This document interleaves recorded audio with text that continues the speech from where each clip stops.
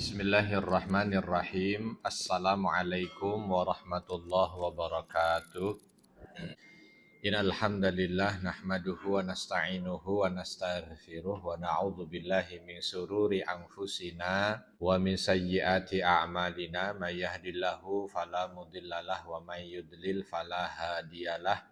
Asyhadu an la ilaha illallah wahdahu la syarikalah wa ashhadu anna Muhammadan abduhu wa rasuluhu la nabiyya ba'dah. Allahumma salli wa sallim wa barik ala nabiyyina Muhammadin wa ala alihi wa ashabihi wa mawalah ma ba'd. Rabbi shrah li sadri wa yassir li amri wahlul 'uqdatam min lisani yafqahu qawli. Allahumma 'allimna ma yanfa'una wanfa'na bima 'allamtana. Allahumma hdina wahdi bina waj'alna sababan wa sabilan liman ihtada. Segala puji hanya bagi Allah, salawat dan salam semoga senantiasa tercurah kepada junjungan kita, baginda Nabi Muhammad sallallahu alaihi wasallam.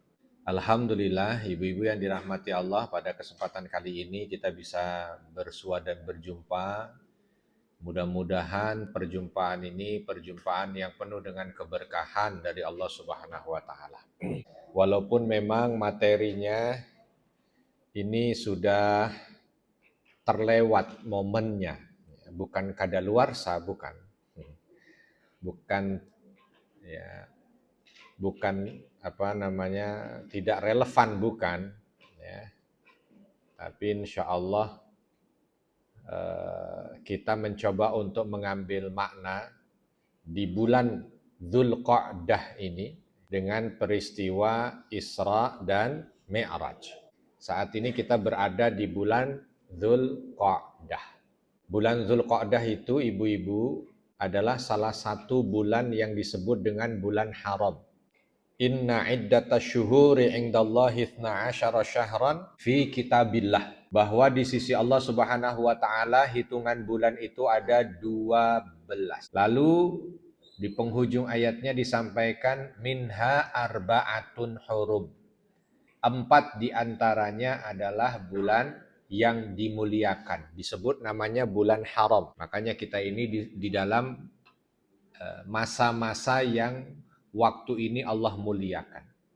Ada 3 bulan yang berturut-turut, 1 bulan yang agak berjauhan. 3 bulan yang berturut-turut itu mulai dari Dzulqa'dah, lalu Dzulhijjah, lalu Muharram. Ini 3 bulan berturut-turut ini. Dzulqa'dah, Dzulhijjah, Muharram. Lalu yang agak sedikit menjauh itu di bulan namanya Rajab. Bulan Rajab. Di bulan Rajab ini agak berbeda dengan 3 bulan yang lain yang dia itu sama-sama berdekatan. Nah, kita perlu tahu bulan ini disebut bulan mulia, maka hendaknya kita pun memuliakan. Memuliakan dengan apa? Yang pertama, muliakan dengan berbagai macam amal saleh. Kadang-kadang bulan Dzulqa'dah ini bulan kejepit. Karena dia setelah Ramadan dan sebelum Dzulhijjah. Sehingga banyak orang melupakan. Kayaknya baru maksimal ibadah di Ramadan, maunya istirahat dulu. Apalagi besok sudah mau masuk bulan Dzulhijjah. Tapi bulan ini adalah bulan yang dimuliakan, seharusnya kita tidak membedakan. Lalu yang berikutnya, di bulan ini ibu-ibu diminimalisir perbuatan-perbuatan yang mengundang murka Allah. Diminimalisir perbuatan dosa. Wabil khusus dosa yang memutus silaturahmi. Allah Subhanahu wa taala memuliakan bulan haram ini dengan perdamaian. Dan Allah berarti, ya, kalau kita mau ambil lawannya gitu ya. Allah Subhanahu wa taala melaknat. Allah Subhanahu wa taala melaknat orang yang menodai perdamaian. Sehingga di bulan ini jaga lisan. Jangan sampai ada orang-orang yang terlukai hatinya. Bulan ini jaga sikap. Jangan sampai ada orang yang tersakiti. Kalau mau ngegosip, tunggu jangan di bulan ini. Bulan kapan kita ngegosip? Di bulan apa kita dibolehkan ngegosip? Nggak ada ya. Karena kata orang, jangan Ustadz, bulan haram itu bulan di mana Allah meminta perdamaian. Jangan membuat masalah. Jangan melukai orang dengan lisan. Allah murka luar biasa. Nah, kalau begitu jangan di bulan haram Ustadz. Nanti kalau sudah masuk ya bulan Rabiul Awal, Rabiul Tsani atau Jumadal Ula, enggak. Ya. Tetap itu adalah perbuatan yang tidak diperkenankan. Bukan berarti nanti keluar bulan haram kita boleh ngegosip, bukan. Tapi yang ngegosip di bulan haram dosanya 1000 kali lipat. Yang nyakitin orang di bulan haram 1000 kali lipat. Jadi ada kita itu melakukan pahala, melakukan ibadah, pahala dilipat gandakan. Contoh di bulan Ramadan, itu pahala dilipat gandakan. Pokoknya kalau bulan Ramadan itu isinya cuma pahala aja. Ngaji dikalikan begini, ini. Pahala. Kalau kita bicara yang saat ini sekarang ini, bulan haram tuh yang dibahas dosa. Yang dilarang dosa. Kalau ditanya, apa amalan yang dilaksanakan khusus untuk bulan haram? Nggak ada. Tidak seperti Ramadan, ada puasanya, ada sholat malamnya, ada baca Qur'annya, ada sedekahnya, dan itu semua dilipat gandakan pahalanya. Nah kalau kita di bulan haram ini, kalau ditanya apa amalan yang merupakan ciri khas bulan haram, tidak ada. Nah kenapa dia dimuliakan? Sebab mereka yang berbuat dosa, sekarang ini urusannya dosa. Kalau Ramadan kemarin urusannya pahala. Kalau yang sekarang urusannya dosa. Yang melaksanakan dosa di bulan-bulan haram, maka Allah akan lipat gandakan dosanya 1000 kali lipat. Itulah sebabnya dulu, ibu-ibu, orang-orang Arab, ini belum Islam hadir ya, artinya mereka itu belum Islam saja, kalau sudah masuk di bulan haram, sebab bulan haram ini bukan hanya syariat di zaman Nabi Muhammad Sallallahu Alaihi Wasallam. Mulai dari zaman para nabi sebelumnya, itu kalau sudah masuk bulan haram, itu seolah menjadi bagian dari syariat, harus dihormati. Saking mereka menghormati, padahal mereka belum Islam. Kalau mereka nih, lagi mencari pembunuh anaknya, contoh. Kalau ada contoh, orang lagi mencari pembunuh anaknya.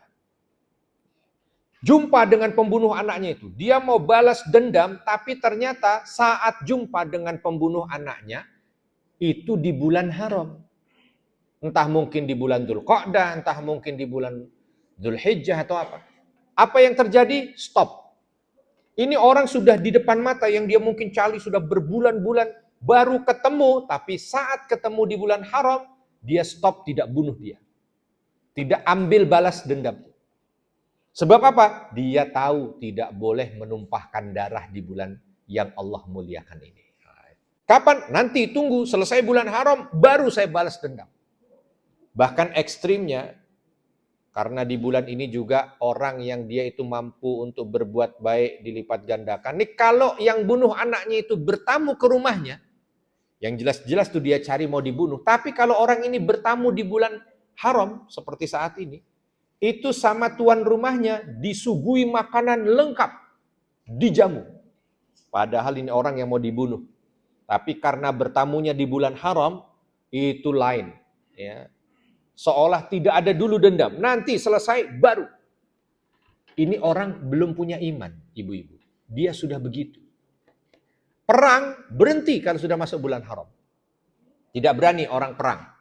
Ya, tidak berani menumpahkan darah. Ini belum beriman. Nah kita ini kadang-kadang sudah beriman. Memang saat ini kita tidak perang. Tapi terkadang kita hari-hari melukai orang. Bukan dengan pedang, tapi dengan lisan. Hari-hari membunuh orang. Bukan dengan nyawanya, tapi perasaannya. Hari-hari kita injak orang, bukan fisiknya, tapi kehormatannya. Ya, maka hati-hati, ini bulan haram. Bulan haram. Jangan ngegosip di bulan haram. Kapan ngegosip? Jangan fitnah orang di bulan haram. Kapan memfitnah?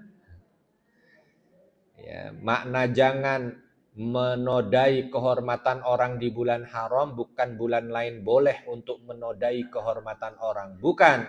Tapi yang menodai kehormatan orang di bulan haram, dosanya beribu kali lipat. Na'udzubillah. Itu ya, ibu-ibu ya. Saya perlu untuk tekankan ini sebab mungkin tidak banyak yang menyadarkan kita bahwa kita ini sedang berada di bulan yang Allah muliakan. Ya, kalaupun ada yang menyadarkan kita kalau kita di bulan yang mulia, dimuliakan Allah, tapi mungkin kadang-kadang bagaimana kita bersikap itu yang masih ada yang kurang. Ya, jadi itu ya. Kalau kita di bulan Ramadan itu biasanya bicaranya pahala, pahala, pahala. Nah, begitu masuk di bulan haram ini, yang perlu untuk diantisipasi adalah dosa, dosa, dosa. Ya, selanjutnya juga saya mengucapkan taqabbalallahu minna wa minkum sholihal a'mal. Semoga Allah Subhanahu wa taala terima semua amal ibadah yang kita laksanakan di bulan Ramadan kemarin. Kullu amin wa antum bi khair. Semoga setiap saat kita senantiasa dilimpahkan kebaikan. Minal aidin wal faizin. Artinya apa? Mohon maaf salah. Banyak orang ngucapin minal aidin wal faizin tapi nggak tahu artinya. Dikira artinya mohon maaf lahir dan batin. Sebab setiap spanduk sudah satu paket. Kalau ada minal aidin wal faizin, di bawahnya langsung ada tulisan apa? Mohon maaf lahir dan batin. Padahal bukan itu maknanya. Dan doa minal aidin wal faizin ini ibu-ibu Masya Allah luar biasa ya. Ini doa produk lokal asli Indonesia. Walau dengan bahasa Arab. Yang orang Arab sendiri kalau dengar doa ini dia mikir dulu 5 detik. Untuk memahami artinya. Ya mungkin saking dalamnya. Ini dahsyatnya kita. Bikin pakai bahasa orang, orang yang punya bahasa mikir dulu. Makanya kita yang bukan bahasanya harusnya juga ya bukan cuma sekedar ngucap. Ya. Minal aidin itu artinya semoga kita tergolong menjadi orang-orang yang kembali. Kembali kemana? Fitrah. Makna fitrah itu seperti hadis Nabi. Kullu mauludin yuladu ala fitrah. Semua yang lahir dalam kondisi fitrah.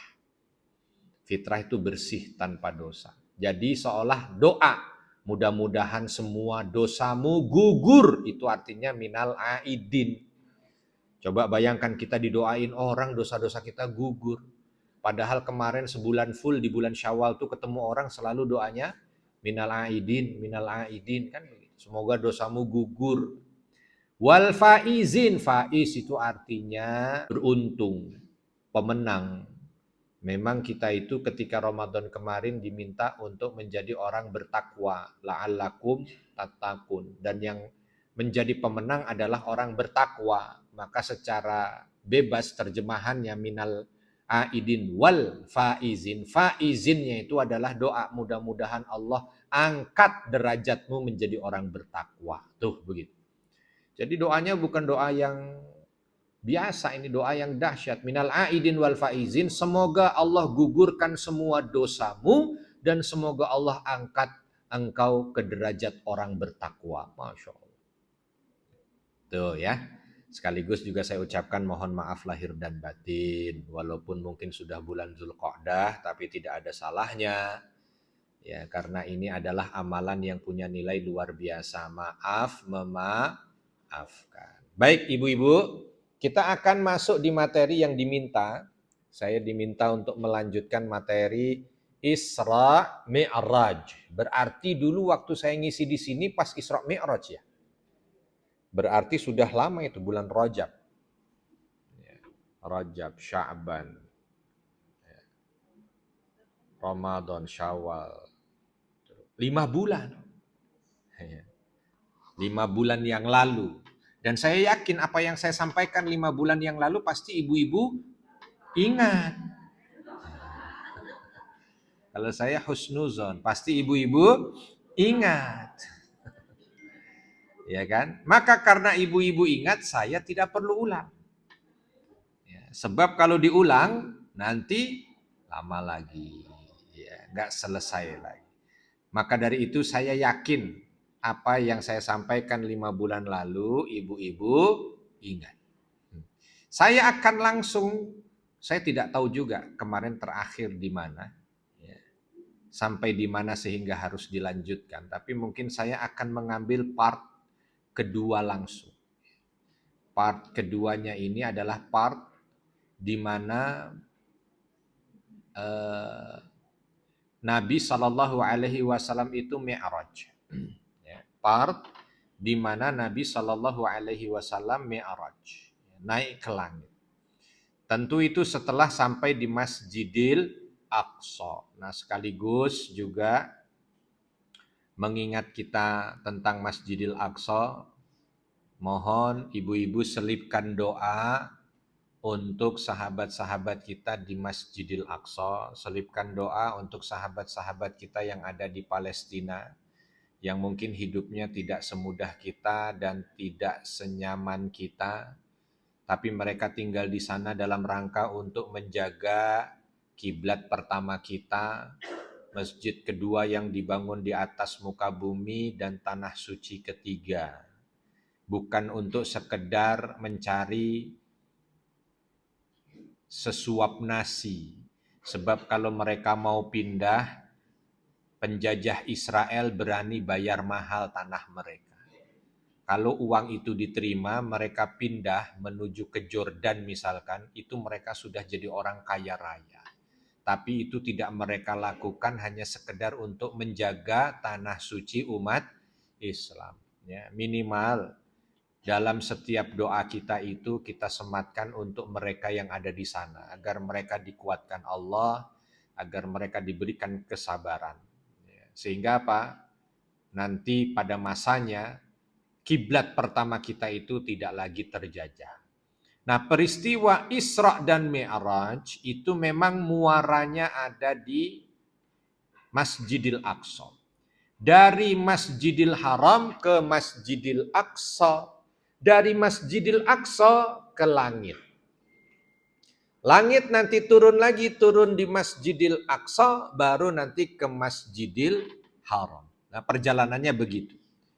Nah, begitu Nabi Shallallahu Alaihi Wasallam selesai di situ bersama dengan para nabi, malaikat Jibril jemput Nabi dan Nabi disampaikan kepada Nabi, ini saatnya perjalanan berikutnya.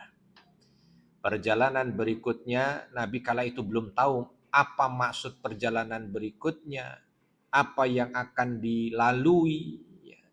Barulah tahu ketika Nabi diajak naik oleh Jibril. Ya, naik ke atas ternyata menembus langit demi langit. Di setiap langit bukan cuma lewat, tetapi Nabi Shallallahu Alaihi Wasallam ada beberapa peristiwa di setiap langitnya. Langit yang pertama, Nabi Shallallahu Alaihi Wasallam melihat dari kejauhan. Ada seseorang, manusia, ya, dan manusia ini, ya, di kanan kirinya itu ada ruh.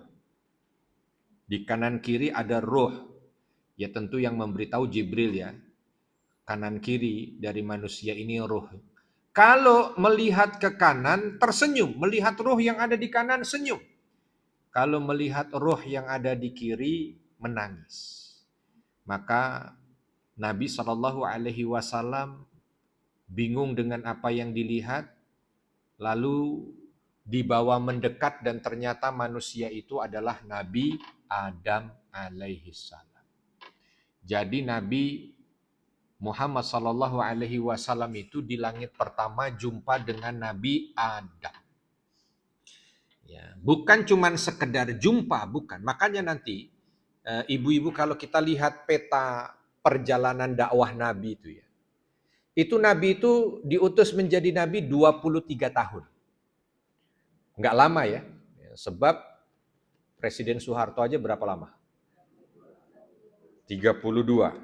Nabi Muhammad 23, kebalikannya. Ya. 32 ini lama. Ini 23.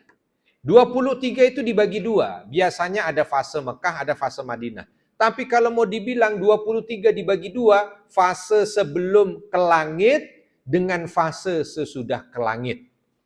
Artinya ada bagian dari 23 tahun itu dibagi dua, sebelum Isra Mi'raj dan sesudah Isra Mi'raj. Ini kalau mau dibikin tabel ya dan gambar itu sebelum Isra Mi'raj, dakwah itu isinya selalu kesulitan.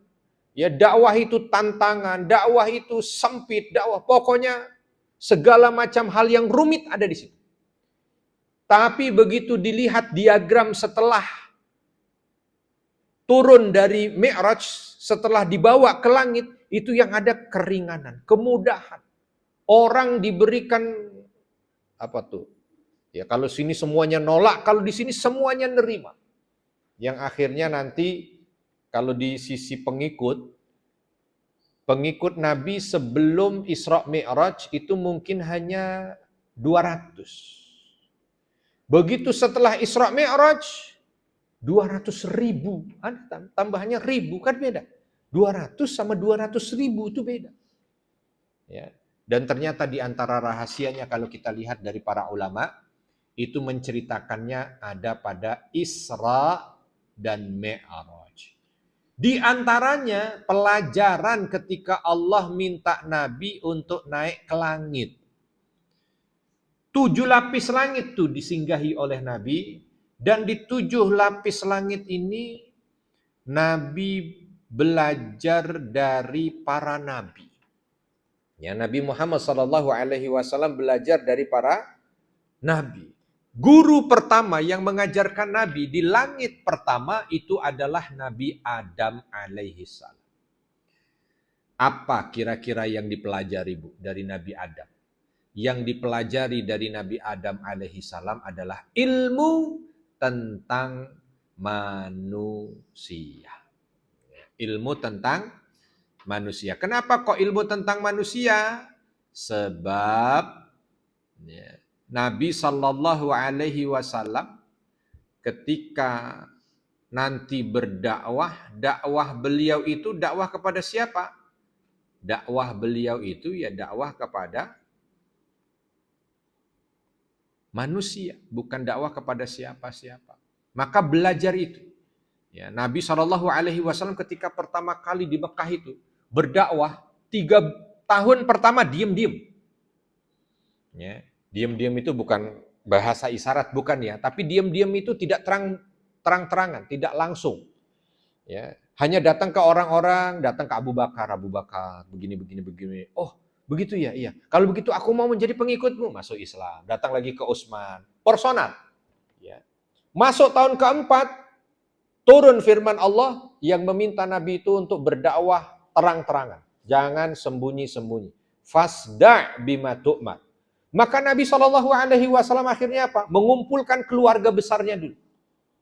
Ketika keluarga besarnya sudah kumpul, paman-pamannya sudah kumpul, Nabi sampaikan, wahai paman, wahai bibi, ya, wahai sepupu, wahai keponakan, ketahuilah bahwa aku Muhammad mendapat wahyu diminta untuk menyembah Allah yang esa. Baru tuh terbelah. 80% nolak.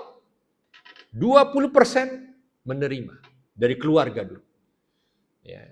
Penolakannya 80%. Tapi ketika Nabi merasa bahwa ternyata ada yang menerima walau 20%, Nabi akhirnya bergerak ke yang lebih luas, dikumpulkan masyarakat Mekah. Nabi naik ke satu bukit, ketika kumpul semua masyarakat Mekah, di bawah kala itu termasuk keluarga besarnya. Nabi yang menyampaikan, wahai orang Mekah, apa yang kalian pandang atau apa yang kalian fikirkan tentangku? Maka semua serempak menjawab, engkau adalah Al-Amin yang dapat dipercaya. Kalau saat ini aku katakan bahwa di belakang bukit ini ada perampok yang mengincar kalian, kalian percaya? Percaya, kata orang. Kalau aku katakan di balik bukit yang di sana ada hewan buas yang akan menyergap kalian, kalian percaya? Percaya. Kalau begitu, ketahuilah bahwa aku Muhammad mendapatkan wahyu dari Rabbku dan Rabb kalian semua diminta untuk menyembah Allah yang esa. Maka kala itu apa? Yang pertama kali berdiri adalah pamannya Abu Lahab. Taban laka ya Muhammad. Celaka engkau Muhammad. Alihada jama'tana, apakah untuk ini kau kumpulkan kami? Kemarin kau sudah kumpulkan keluarga besarmu. Dan kami sudah menyampaikan. Mengutukmu dengan ini. Ternyata kamu sekarang berani-berani kumpulkan kami semua. Semuanya menolak. Ya nggak semuanya, 90% menolak. Kala itu Nabi langsung tekanan luar biasa ibu-ibu. Tekanan itu sebabnya karena begini. Nabi, kalau mau tahu bagaimana hidup Nabi sebelum dapat wahyu ya. Itu namanya Nabi menikah dengan Khadijah di usia 25 tahun. Di usia Nabi 30 tahun, itu rumahnya Nabi dengan Khadijah itu nggak pernah sepi dari orang. Mulai matahari terbit sudah langsung ada orang datang. Sampai matahari terbenam. Ngapain? Minta tolong. Dan Nabi menolong. Minta bantuan, Nabi bantu. Minta nasihat, Nabi berikan. Rumah itu tidak pernah sepi. Dan semua orang cinta sekali dengan yang namanya Muhammad kala itu. Orang itu semuanya senang dengan Muhammad. Bahkan pernah terjadi di usia Nabi 35 tahun. Orang Mekah itu hampir perang besar. Pertumpahan darah yang mungkin bisa menghabiskan mereka semua. Karena Nabi kala itu masuk dan menjadi juru damai, selesai semuanya. Ngikut. Usia Nabi kala itu 35 tahun. Selepas dari itu peristiwa renovasi Ka'bah waktu itu. Setelah dari situ apa yang terjadi? Semua orang yang ada di Mekah ini sepakat. Kalau pemimpin berikutnya buat mereka itu bukan yang lain. Harus Muhammad yang diangkat. Karena memang ada kekosongan setelah wafatnya kakek Nabi, Abdul Muthalib. Itu Mekah tidak dipimpin satu raja. Karena di antara mereka masih saling akhirnya hanya pimpinan kabilah-kabilah. Ya, begitu ada seorang pemuda yang namanya Muhammad, maka seolah mereka sepakat bahwa pemimpin berikutnya buat mereka adalah pemuda ini. Tapi berbeda ketika Nabi itu dapat wahyu. Begitu dapat wahyu, semua orang membenci. Begitu dapat wahyu, semua orang menghina. Ya. Kalau ada orang yang sudah terbiasa dibenci, lalu dibenci, mungkin biasa. Kalau ada orang yang biasa dihina, lalu dihina, mungkin biasa. Ini orang paling terpandang di kaumnya, lalu tiba-tiba ketika menyampaikan dakwah yang Allah minta untuk disampaikan, ternyata membuat beliau itu dicaci maki. Ya. Dan itu dijalani. Mulai dari tahun 4, 5, 6, 7, makin menjadi, Nabi baru mau keluar rumah, ya sudah ditaruh benda-benda tajam sehingga ketika Nabi keluar dan menginjaknya, kaki Nabi ini berlumur darah karena ada paku berkarat. Ya, yang tiba-tiba Nabi injak itu dan orang-orang tepuk tangan dari jauh. Wah. Begitu Nabi sedang aktivitas duduk di Ka'bah, tiba-tiba orang datang dengan membawa kotoran beserta jerawan onta dilempar ke Nabi. Orang tertawa semuanya. Ya. Sampai akhirnya Fatimah itu datang, kala itu masih gadis kecil. Kepada ayahnya dibersihkan satu-satu, nangis tuh Fatimah ngelihat ayahnya. Tapi kata Nabi, tenang wahai Fatimah, sesungguhnya ayahmu ini ditolong. Begitu kehidupan Nabi. Yang ikut tuh orang-orang yang dari golongan bawah dan mereka semua disiksa, ada bahkan yang sampai dibunuh. Ya. Penyiksaannya mengerikan, ada yang diikat kakinya, ditarik ke atas lalu di bawah diasap sampai rusak paru-parunya. Ada yang diikat lalu ditelanjangi, ditarik dengan kuda sehingga semua yang ada di badannya ini berlumuran darah. Ya, bahkan ada yang dipakaikan baju besi yang sudah dipanasi lalu disematkan ke tubuhnya sehingga syahid. Ada seorang syahidah pertama, Sumayyah namanya radhiyallahu anha. Ini wanita pertama yang gugur di jalan dakwah. Diminta untuk kembali ke kufuran, kembali kepada kekafiran, dia tidak mau. Lalu dibakar baju besi sampai merah baju besinya, ditunjukkan pada dia. Balik ke agama nenek moyangmu atau kami pakaikan baju ini. Dia pilih pakai. Dipakaikan, meninggal.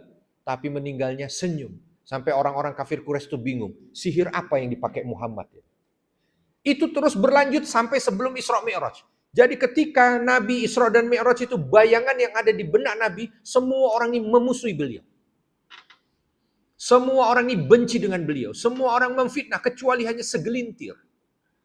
Dan semua orang berusaha untuk mengusirnya. Ditambah lagi di tahun itu beliau dalam kondisi yang sangat sedih sekali.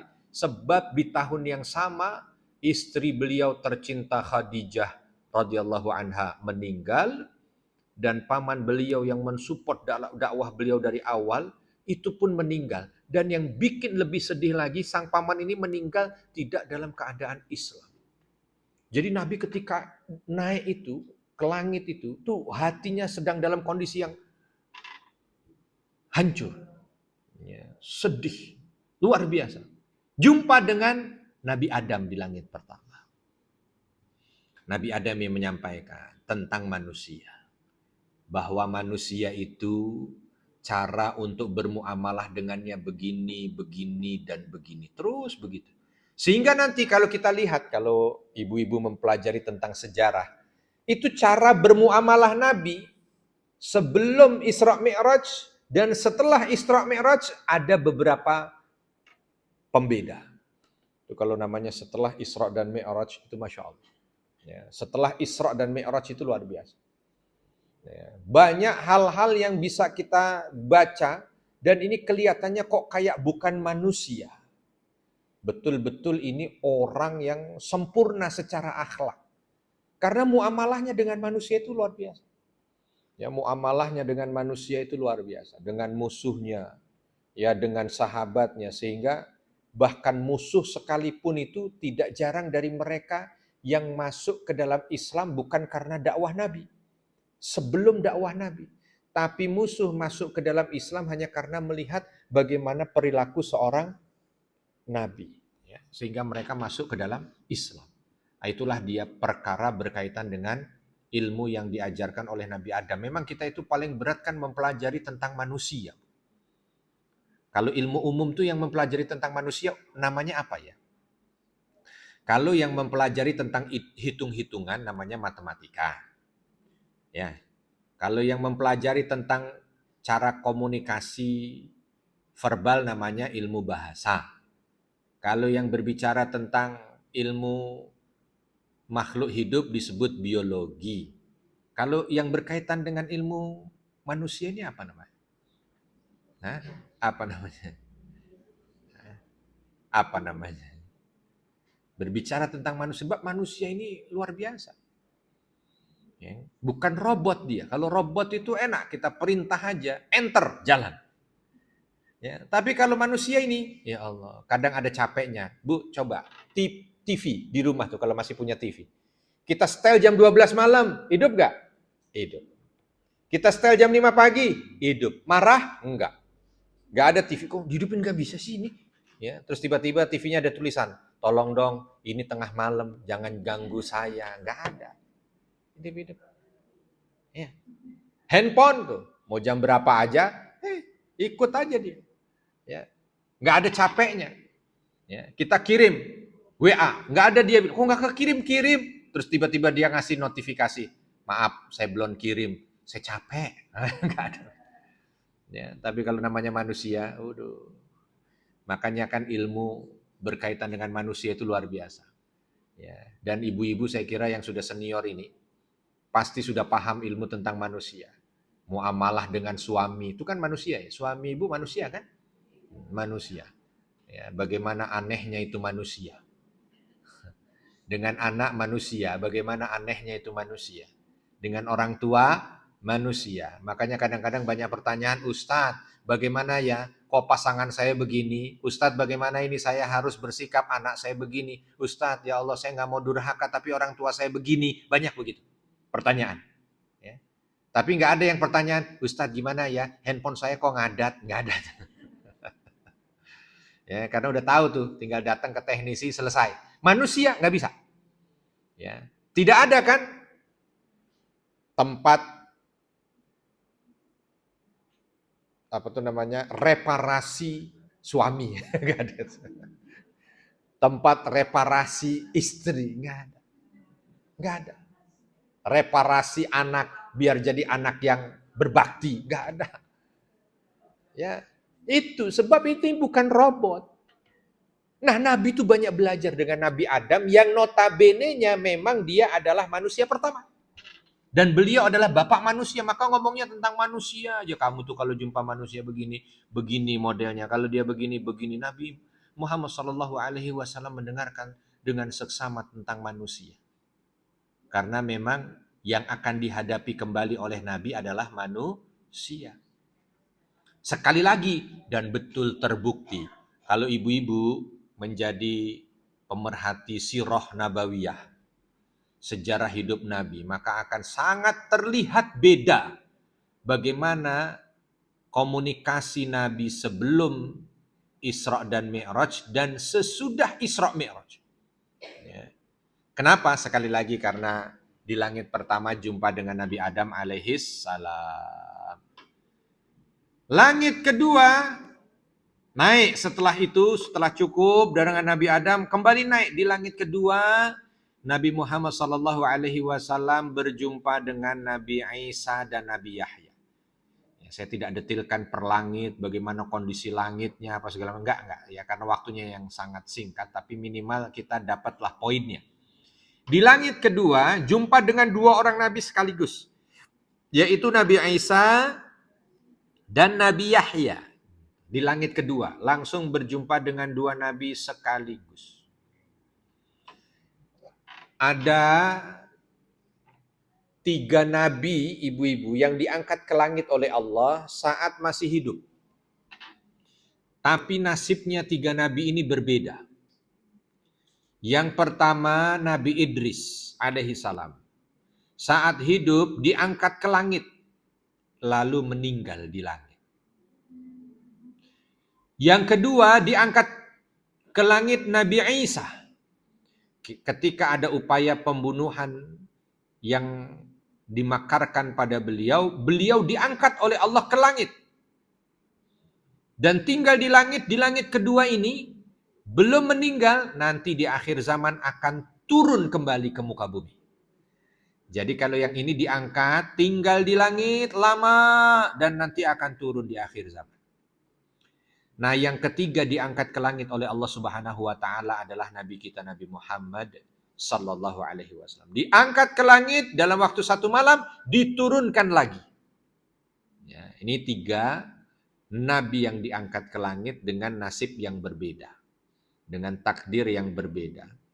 Kalau Nabi Idris diangkat ke langit, diwafatkan di langit. Kalau Nabi Isa diangkat ke langit, ya, karena ada upaya pembunuhan, diselamatkan oleh Allah, diangkat ke langit, tinggal di langit sampai ketika nanti akhir zaman datang, diturunkan ke bumi.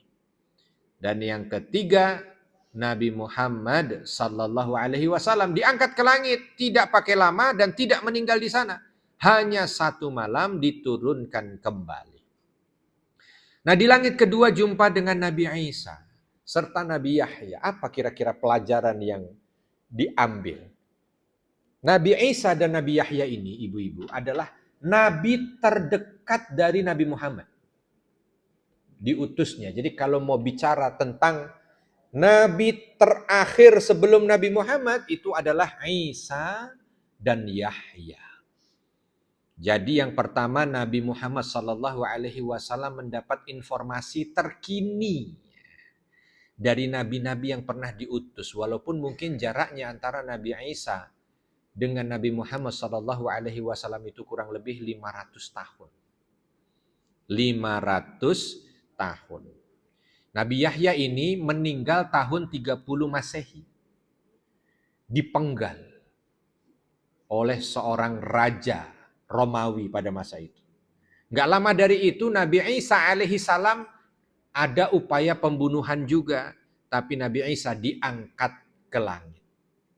Ya, jadi kurang lebih jaraknya sekitar 500 tahunan dengan Nabi Muhammad lahir. Ya, lumayan lama. Maka di 500 tahun itu, yang sebelumnya Allah tidak pernah memberikan jeda lama untuk umat manusia, tidak diutus Nabi, maka 500 tahun setelah Nabi Isa sampai dengan Nabi Muhammad itu dalam istilah syariat disebut dengan masa fatroh namanya. Masa fatroh. Masa fatroh itu apa artinya? Masa menunggu. Sebab di situ Allah tidak turunkan Nabi. Ya, sehingga manusia mungkin ada momennya dia akan sulit gitu ya, untuk mengetahui tentang hakikat kebenaran. Makanya orang-orang yang hidup di masa fatroh itu kalau dalam ilmu akidah nanti tidak serta-merta dia masuk neraka, tidak. Termasuk contohnya kalau ada yang bertanya, bagaimana ayahanda Nabi itu?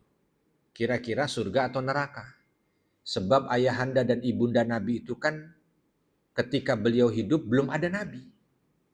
Kira-kira surga atau neraka? Maka para ulama menyampaikan di masa ini orang-orang nanti akan diuji oleh Allah Subhanahu wa taala. Bagaimana bentuk ujiannya, apa ini dan lain sebagainya, itu hanya Allah yang tahu. Dan ketika nanti diuji, maka ujian itu yang akan menentukan dia masuk ke dalam surga atau neraka. Jaraknya jauh antara Nabi Isa. Nabi Isa, Nabi terakhir sebelum Nabi Muhammad SAW hadir. Dan Nabi Muhammad menjadi Nabi penutup.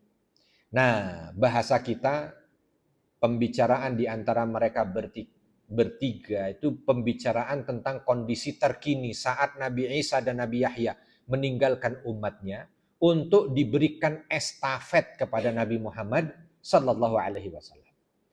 Jadi istilah kita itu kayak serah terima, sertijab. Serah terima jabatan. Dikasih tahu nih terakhir yang saya kerjakan, oh ya berarti saya harus melanjutkan di sini-sini. Begitu. Dan itu makanya sebab dua-dua ini Nabi Isa dan Nabi Yahya itu hadir di masa yang sama, di tempat yang sama. Jadi satu tempat itu di Baitul Maqdis itu, Bapak dan Ibu-ibu. Di Baitul Maqdis itu satu tempat 3 nabi. Wow. Yang pertama Nabi Zakaria. Yang kedua Nabi Yahya. Dan yang ketiga Nabi Isa. Itu hidup di satu masa, di satu tempat. Berdakwah untuk satu kaum. 3 nabi. Kalau Nabi Musa, satu kaum, satu masa, 2 nabi. Siapa? Nabi Musa dan Nabi Harun. Bersamaan. Nah, yang tidak ada pendamping dari nabi yang sama adalah masa Nabi Muhammad sallallahu alaihi wasallam, dan tidak ada lagi nabi setelahnya. Nah, dengan Nabi Isa begitu. Lalu Nabi Isa ini menceritakan bersamaan dengan Nabi Yahya kalau dakwah itu penuh ujian. Nah, bicara tentang ujian dakwah yang dihadapi termasuk mendengar ceritanya dari Nabi Isa dan Nabi Yahya. Karena Nabi Yahya nggak kurang ujian, sampai meninggalnya pun dipenggal. Bayangkan seorang nabi dipenggal oleh Raja Romawi. Ya, kalau ibu-ibu mendalami tentang kisah Nabi Yahya, ya, bukan ringan. Lalu Nabi Isa juga sama, berdakwah, dan dia kala itu Bani Israel yang harus dia dakwahi itu rakyat biasa. Dan kala itu penguasanya adalah Romawi.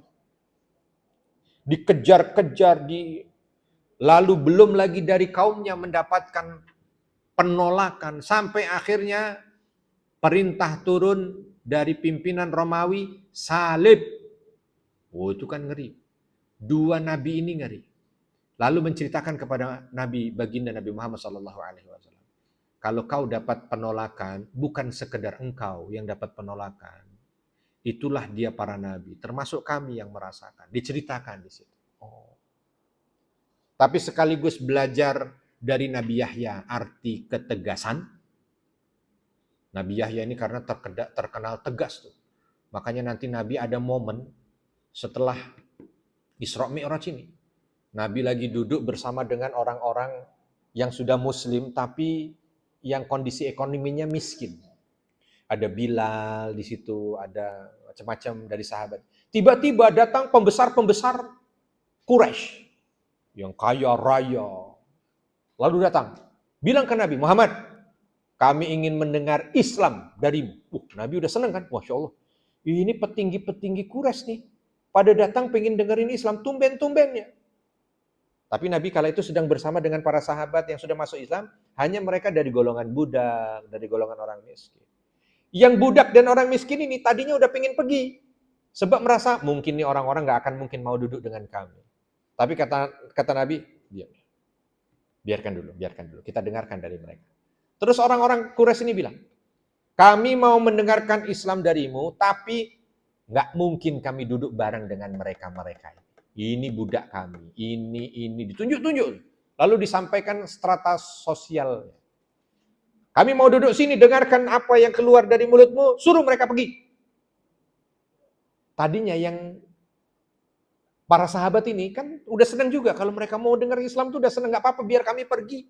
Tapi kata Nabi, nggak, biar kalian di sini. Lalu Nabi bilang, kalau kalian mau mendengarkan Islam, duduk bareng dengan kami. Tapi kalau kalian ingin menggeser sahabat-sahabatku ini, maka lebih baik kalian yang aku geser, pergi. Wah, ini belajar ketegasan dari seorang Yahya. Tapi juga belajar kasih sayang dan kelembutan itu dari seorang Isa. Karena Isa ini Masya Allah ya, orangnya lembut, orangnya itu penuh kasih sayang, orangnya itu mengharapkan agar orang itu semua baik. Begitu. Makanya pernah ada momen ketika Nabi SAW sedang di dalam rumah beliau. Beberapa sahabat ada di luar, sahabat senior juga bersama dengan beliau di dalam. Tiba-tiba kedatangan orang Arab Badui. Langsung masuk. Arab Badui, tahu Bu? Arab Badui itu Arab pedalaman. Ya, yang biasa hidupnya itu nomaden. Sehingga memiliki kebiasaan yang lugas. Bukan dibilang tidak beradab ya, bukan. Tapi lugas. Kadang-kadang manggil orang aja pakai teriak. Padahal orangnya dekat. Sebab mereka kalau di gurun pedalaman mungkin ya kalau nggak teriak nggak dengar kan. Masuk ke Nabi langsung mengatakan, wahai Rasulullah, aku datang dari jauh. Datang kemari minta sedekah. Bayangkan tuh, ada orang yang begitu ke kita. Itu udah kita langsung, ini orang kok. Tapi Nabi masuk ke dalam, keluar dikasih sekian dinar. Kalau dirupiahkan kurang lebih 4 juta sekarang. Begitu ngeliat 4 juta, mukanya tuh langsung masem. Arab Badui ini. Keluar, nggak marah sama Nabi. Tapi keluar, begitu sampai di luar, langsung bicaranya itu menghina Nabi. Katanya Nabi, ngasih sedekah cuman segini. Pelit. Sahabat yang di luar dengar udah mau marah gitu ya. Sahabat yang di dalam apalagi Umar bin Khattab mau ngeluarin pedangnya. Ya Rasul, ini orang menghinamu.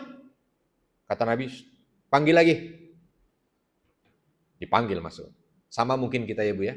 Kalau ada orang datang minta ke kita, kita kasih 4 juta, begitu keluar dia menghina kita kan kita panggil lagi ya. Sini panggil lagi. Kita apain Bu? Sini duitnya. Udah pergi ya.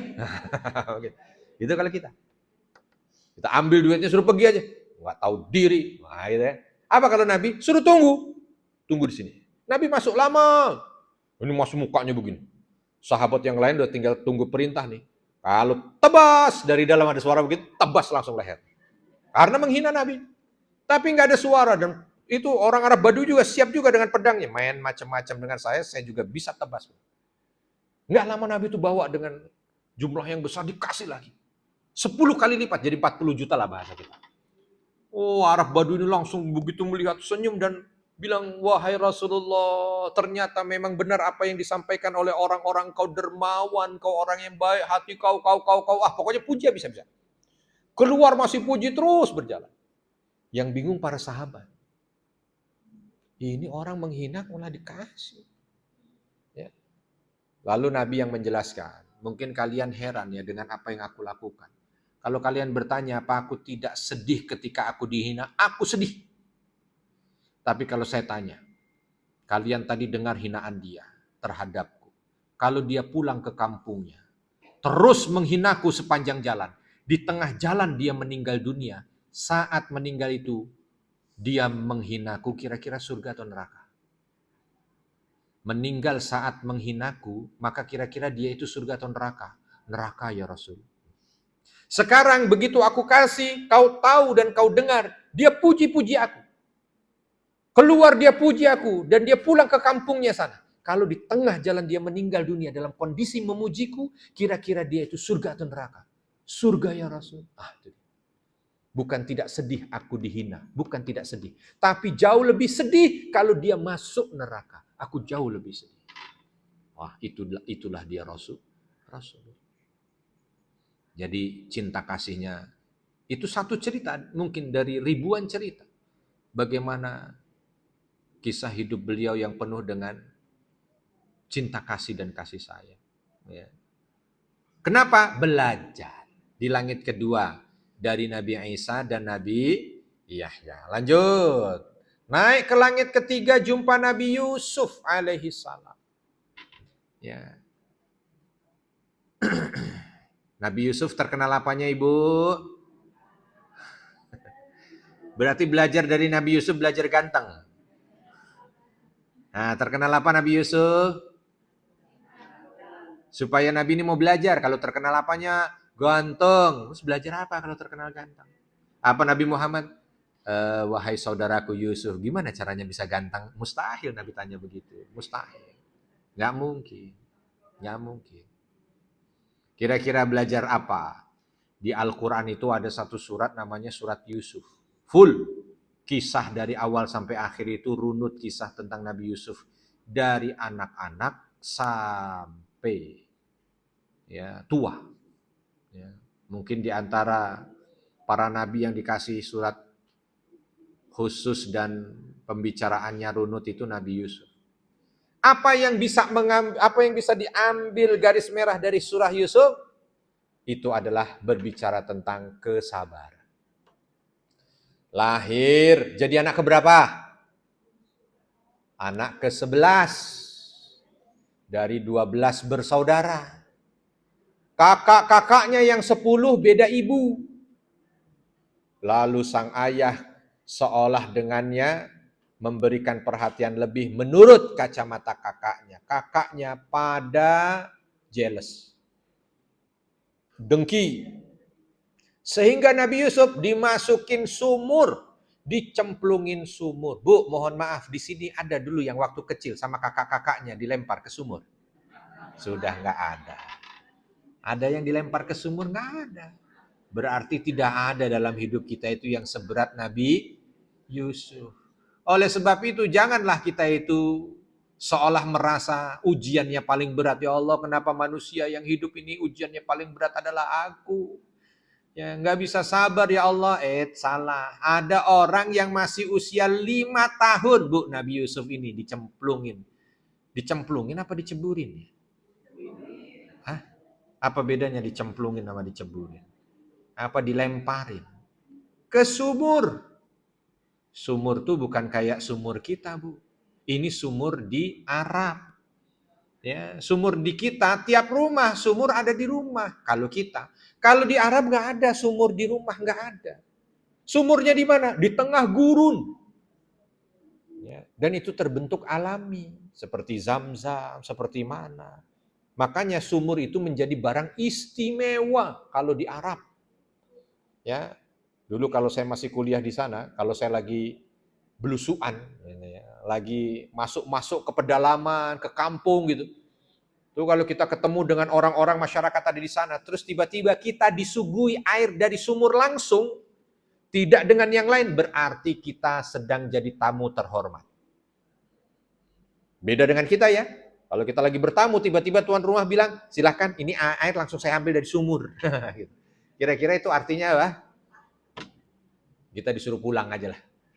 Ya, kalau di tempat kita kan enggak, harus teh, kopi, itu baru terhormat, jus, iya kan? Terus ada tambahan yang lain. Di sana itu belum terhormat. Menjadi terhormat kalau meja ini kosong, lalu ada air sumur ditaruh di situ. Oh, itu berarti terhormat. Termasuk orang-orang yang pulang dari umroh dan haji. Untuk menghormati tamu yang datang ke rumahnya, dikasih air sumur. Bener nggak? Iya, tapi sumurnya sumur Zam-Zam, itu pun sumur. Nah ini dimasukin sumur. Nah kita cerita sumur. Dimasukin sumur Nabi Yusuf. Ditemu orang. Bukan dipulangin, dibawa pergi. Enggak dekat, jauh, 2000 kilometer. Dibawa pergi anak umur 5 tahun. Bukan dipulangin, ya Allah. Di sini ada yang berpisah dengan orang tuanya. Dibawa oleh kafilah dagang, enggak ada juga.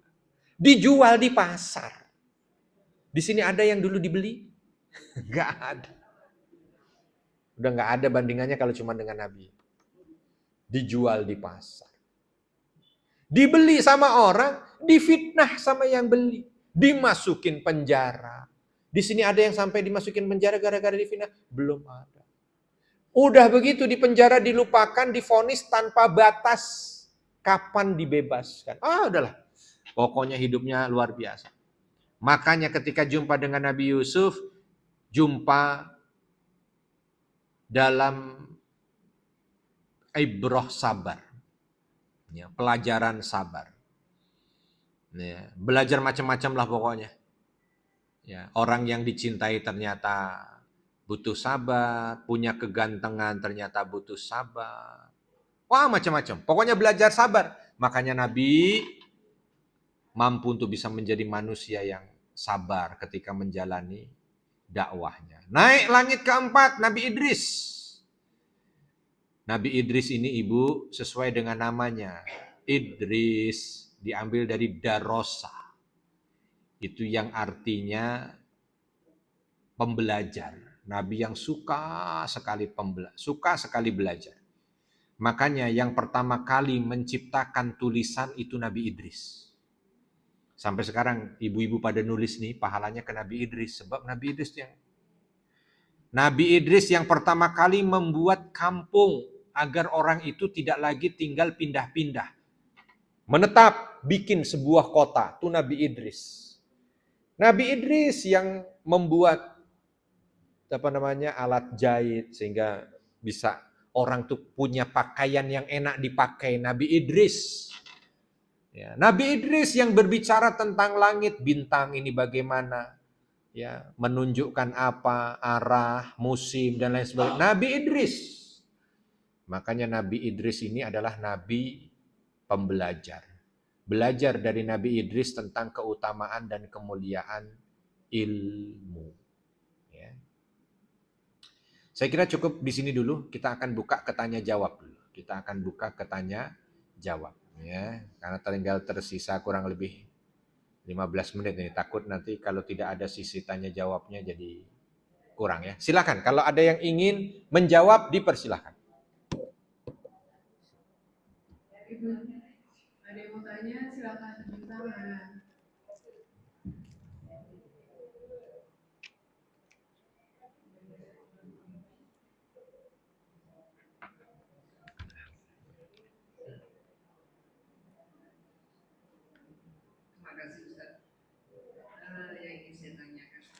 Assalamualaikum warahmatullahi wabarakatuh. Waalaikumsalam warahmatullahi wabarakatuh. Tadi Ustaz menyampaikan dalam kajiannya bahwa cara Nabi berdakwah itu sebelum dan sesudah Isra Mi'raj itu berbeda.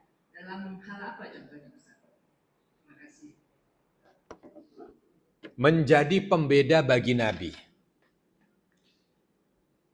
Jadi yang tadi disampaikan itu, Isra dan Mi'raj itu menjadi pembeda. Dakwah Nabi dan kondisi bagaimana apa yang dialami oleh Nabi sebelum Isra Mi'raj dengan sesudah Isra Mi'raj itu berbeda. Contoh gampangnya saja ya, singkatnya. Sebelum Isra Mi'raj itu kan dakwah Nabi di Mekah. Bagaimana perlawanan, penolakan, penghinaan, penyiksaan bahkan, luar biasa. Tapi begitu selesai dari Isra Mi'raj, tidak lama beliau hijrah ke Madinah. Di Madinah diterima, dihormati, dibantu, disupport. Pembedanya bukan semata hijrah, tapi pembedanya Isra Mi'raj. Karena momen yang membedakan itu. Bukan berarti di Madinah banyak faktor pendukung, enggak. Kalau dilihat ibu-ibu, dakwah di Mekah dan di Madinah itu jauh sulit dakwah di Madinah dibanding Mekah. Ya, sekali lagi saya ulangin ya. Dakwah di Mekah itu jauh lebih sulit dibanding dengan dakwah di Madinah. Tapi ternyata dari sisi kesuksesan, kok bisa di Madinah jauh lebih sukses dibanding di Mekah. Padahal di Madinah jauh lebih sulit. Bukan jauh lebih mudah. Bayangkan di Mekah pendukung Nabi banyak, ya pamannya mendukung, istrinya mendukung, harta disupport, politik ditopang. Di Madinah Nabi itu sebatang kara, duit nggak ada, politik pendatang, punya apa? Di Madinah, di Mekah musuhnya cuma satu, kafir Quraisy. Begitu ke Madinah, musuhnya bertambah-tambah, kafir Quraisy masih nyerang-nyerang. Di dalam situ ada Yahudi, 30% penduduk Madinah Yahudi. Di situ ada munafik. Ah itu, kurang lebih. Tapi kemampuan berbeda. Ketika di Mekah memang sebelum Isra Mi'raj mungkin kemampuan belum terlatih. Tapi begitu setelah Isra Mi'raj walaupun pindah ke Madinah dengan medan yang jauh lebih berat, tapi dengan bekal yang lebih banyak akhirnya menjadi lebih bisa diatasi. Begitu kurang lebih, Bu. Ya. Saya nyambung ya, Mbak, itu pertanyaan. Ya. Assalamualaikum warahmatullahi wabarakatuh. Waalaikumsalam warahmatullahi wabarakatuh. Tadi kan Ustaz bilang sebelumnya itu Rasul itu sangat dihormati, sangat dicintai, orang-orang datang minta pertolongan. Iya. Kemudian tiba-tiba dengan Wahyu turun. ya wahyu turun dibenci. Ya. Nah, kita pengen tahu apa sih isinya. Kenapa dibenci? Approach-nya yang membuat yang tadinya dicinta kok jadi dibenci. Baik. Baik. Ya. Waalaikumsalam warahmatullahi wabarakatuh. Yang pertama, secara fitrah Nabi ini memang menjadi orang yang dicinta. Orangnya lembut, orangnya bisa amanah, ya bisa dipercaya, orangnya nggak bisa ngelihat orang lain susah apa segala macam. Sehingga orang itu kalau di Mekah itu, Ibu, ya kita juga begitu mungkin ya. Kalau kita lagi dalam kondisi sulit, entah sulit ekonomi, entah sulit masalah keluarga, entah sulit di masyarakat, entah sulit apalah gitu kita punya kesulitan. Biasanya karena kita ini makhluk sosial, ada di benak kita ini seseorang yang menurut kita bisa bantu. Ya, perkara nanti dia bisa bantu atau tidak itu sekian nomor. Tapi pertama biasanya ada benak kita itu orang. Nah di Mekah itu Bu, apapun masalah orang yang ada di Mekah, pasti yang ada di benak mereka seorang Muhammad. Pasti di benak mereka seorang Muhammad. Makanya ramai rumah itu. Tetapi di usia 40 tahun berbeda. Kenapa berbeda?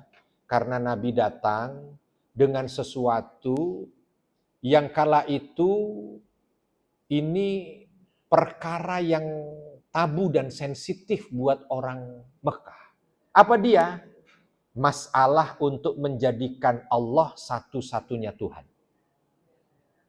Menurut keyakinan orang Mekah, Allah itu Tuhan. Tapi tidak bisa hanya Allah saja Tuhan. Maka harus ada yang lain. Ada Allah, ada Lata, ada Uzza, ada Manat. Bahkan ada ratusan yang lain. Lalu tiba-tiba Nabi datang, lalu mengatakan, ucapkan la ilaha illallah. Wah, orang Mekah menolak. Untuk itu Nabi akhirnya dihina, dijauhi. Walaupun di saat Nabi dihina dan dijauhi itu, yang uniknya, tuh orang kalau lagi dalam kondisi yang benci, super benci kepada Nabi, ya, contoh nih ada seorang suami, ngomong sama istrinya, mengumpat Nabi habis-habisan, dasar Muhammad, Muhammad, Muhammad. Tiba-tiba dia keluar dengan satu barang. Istrinya tanya, kamu mau kemana? Mau ke rumah Muhammad. Lah ngapain? Barusan aja kamu hina, kamu umpat. Ya, ini mau nitip barang sama dia. Mau nitip barang sama dia. Nggak pernah ada sejarah manusia begitu. Saya yakin nggak pernah. Ada orang yang benci, tetapi ketika dia ingin menitip sesuatu, yang ada di benaknya yang bisa dipercaya hanya satu orang. Siapa itu? Orang yang dibenci itu. Dan dia datang kepada Nabi. Dan Nabi tahu orang itu benci sekali dengan dia. Tapi Nabi tidak tolak karena kebenciannya. Diterima. Baik, saya titip. Mau berapa lama? Sekian lama. Baik. Makanya ketika nanti Nabi mau berangkat hijrah, pesan kepada Ali, jangan kau tinggal dulu ini rumah, dan jangan kau ikut aku hijrah, sampai selesai itu barang titipan-titipan orang itu, untuk kau berikan kepada orang yang punya hak. Dan itu adalah orang-orang yang semua itu mengusir Nabi, mau membunuh Nabi. Secara fitrah Nabi tidak mendapatkan penolakan, tetapi karena Nabi mendakwahkan itu, akhirnya Nabi itu ditolak. Belum lagi provokasi. Ya banyak sebabnya ya ibu-ibu ya. Kalau kita mau bicara tentang Quraisy lah. Ya, sebab memang Quraisy ini kan pedagang, dia merasa terancam dagangannya, terancam budayanya, terancam cara mereka mendewakan Tuhan. Banyak yang terancam dari kalimat la ilaha illallah. Akhirnya mereka menolak. Begitu kurang lebih. Baik. Ada pertanyaan lagi nih. Ya, ini saya baca dulu di sini ya. Ustadz, ini mohon doa. Oh, belum, bukan pertanyaan. Ya, silakan. Ada satu lagi pertanyaan, Ustaz. Assalamualaikum warahmatullahi wabarakatuh. Waalaikumsalam warahmatullahi wabarakatuh. Tadi Nabi Isa kan masih hidup waktu naik ke langit. Iya. Sampai sekarang. Iya. Yang di langit itu ada apa ya, Ustaz? Apa kegiatan Nabi Isa? Iya. Iya, baik. Iya, baik. Bagus ya. Nabi Isa apa nggak kelamaan Ustadz di langit? Ada apa sekarang? Ya, kita aja kadang-kadang kalau nunggu waktu sambil scroll-scroll Instagram, sudah ada media sosial aja, masih bosan hidupnya. Di sana ada apa Ustadz? Nah, inilah bedanya dunia dan akhirat, atau bumi dan langit. Ya, kalau di sana itu, saya sebenarnya kalau waktunya cukup bisa digambarkan tentang langit, tapi waktunya nggak cukup. Ya nanti lagi lah. Gambaran langit, dari langit 1, langit 2, langit 3 itu aja berbeda gambarannya. Suasananya berbeda, semuanya berbeda. Langit 1 bergemuruh dengan suara zikir kepada Allah.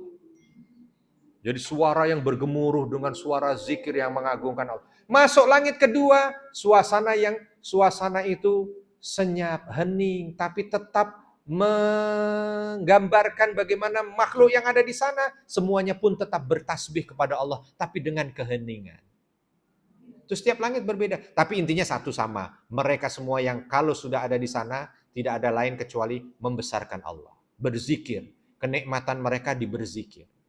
Walau dengan suasana satu dengan yang lain berbeda. Jadi kalau ditanya Nabi Isa sekarang ngapain ya? Apakah memantau kondisi dunia? Mungkin update status tentang perang Iran dan Israel? Enggak. Di sana hanya berzikir kepada Allah dan kenikmatannya yang tertinggi di sana adalah berzikir. Begitu ya Bu ya? Satu lagi, silakan. Terakhir. Ya, Ustaz izin bertanya. Ya. Assalamualaikum warahmatullahi wabarakatuh. Waalaikumsalam. Ustaz, Isra Mi'raj itu dilakukan pada masa tahun kesedihan kalau tidak salah. Iya, betul. Benar ya? Iya. Saya mau minta tanggapan analoginya saja, Ustaz. Sedangkan pada masa Rasul hijrah bersama sahabatnya Abu Bakar, itu kan mereka sampai ke dalam gua, terus Abu Bakar sampai bersedih, lalu Rasul bilang, "La tahzan." Tapi saya minta analogi, kenapa dilakukan Isra Mi'raj, sedangkan Rasul sendiri mengatakan jangan bersedih. Dan kenapa dilakukan Isra Mi'raj pada masa tahun kesedihan? Itu aja analoginya, Ustaz. Terima kasih. Yang pertama, yang menyebut tahun kesedihan itu bukan Nabi. Bukan Nabi bilang tahun ini tahun sedih, saya sedih banget ya. Tolong catat tahun ini tahun sedih. Enggak, bukan. Kalau Nabi tidak ada bilang tahun ini tahun sedih, saya udah susah banget. Enggak. Ya, tapi tahun kesedihan itu maknanya memang secara sejarah kalau kita bicara tentang peristiwa tahun ini memang penuh dengan kesedihan. Ahli sejarah yang akhirnya menyematkan itu tahun kesedihan buat Nabi. Tapi bukan Nabi yang mendeklar, saya sedih banget tahun ini. Jadi nanti kalau kalian ingin menulis tentangku, tulislah tahun ini tentang tahun kesedihan. Nggak ada. Nabi yang akan mengajarkan pertama kali pada kita jangan sedih, jangan takut. Itu tetap ajaran Nabi. Dan Nabi tidak pernah bersedih yang membuat beliau larut dalam kesedihan yang akhirnya terpuruk. Enggak, Nabi tetap bergerak. Habis dari istri dan paman meninggal, beliau diusir, beliau bergerak ke Taif. Walau di Taif akhirnya beliau dilempari batu sampai sekujur tubuh beliau penuh dengan darah, beliau tetap bagaimana mencari jalan keluar lagi. Tapi para ahli sejarah ngelihat, ya Allah di tahun ini istrinya meninggal, di tahun ini pamannya meninggal, di tahun ini diusir, di tahun ini pergi ke satu tempat dilempari batu, di tahun ini nggak ada yang menerima, alangkah sedihnya. Berarti selama perjalanan hidup Nabi ini kayaknya yang paling sedih. Berarti gimana nih tahun ini? Ya kalau kita mau kasih judul ceritanya tahun kesedihan. Gitu ya Bu ya? Tapi bukan Nabi yang bilang bahwa ini adalah tahun kesedihan. Nggak ada. Paham? Baik. Kita tutup dengan doa, mudah-mudahan apa yang kita laksanakan diberikan kemudahan dengan niat-niat baik kita. Doa juga untuk Bapak Edi Pratomo bin Sadikin, pembina Yayasan Nurul Kolbi yang beliau baru saja wafat ya. Mudah-mudahan beliau diterima segala amal ibadahnya, diampuni segala dosanya, wafat dalam kondisi husnul khatimah, dilapangkan kuburnya, dijadikan kuburnya taman daripada taman-taman syurga. Dan beliau insya Allah dimasukkan ke dalam syurga Allah Subhanahu wa Ta'ala. Lalu juga doa kita kepada Ibu Tuti Perbawati binti Fulan yang saat ini sedang sakit, mudah-mudahan Allah Subhanahu wa Ta'ala angkat penyakitnya dan Allah sembuhkan dengan kesembuhan yang sempurna. Bismillahirrahmanirrahim. Alhamdulillahirabbil alamin, hamdan syakirin, hamdan na'imin, hamdan yuafi ni'amahu wa yukafi'u mazidah.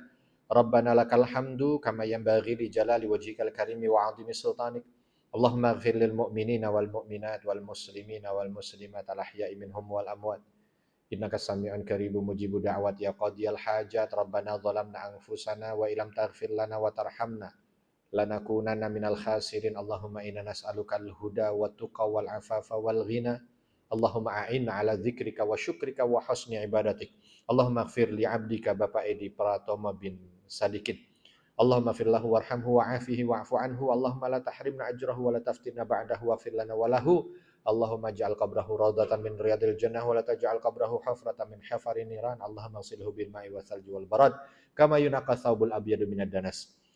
Washfi abdataka Ibu Tuti Perbawati binti Fulan. Allahumma shfirha, Allahumma shfiha, Allahumma shfirha, Allahumma shfiha, anta syafi la shifaan la shifa'uk shifaan la yughadiru saqama. Allahumma inna nas'aluka husnal khatimah. Rabbana fir lana wa liwalidina warhamhum kama rabbawna shighara. Rabbana atina fid dunya hasanah wa fil akhirati hasanah wa qina adzabannar. Wa sallallahu wasallam ala nabiyina Muhammad walhamdulillahi rabbil alamin. Assalamualaikum warahmatullahi wabarakatuh.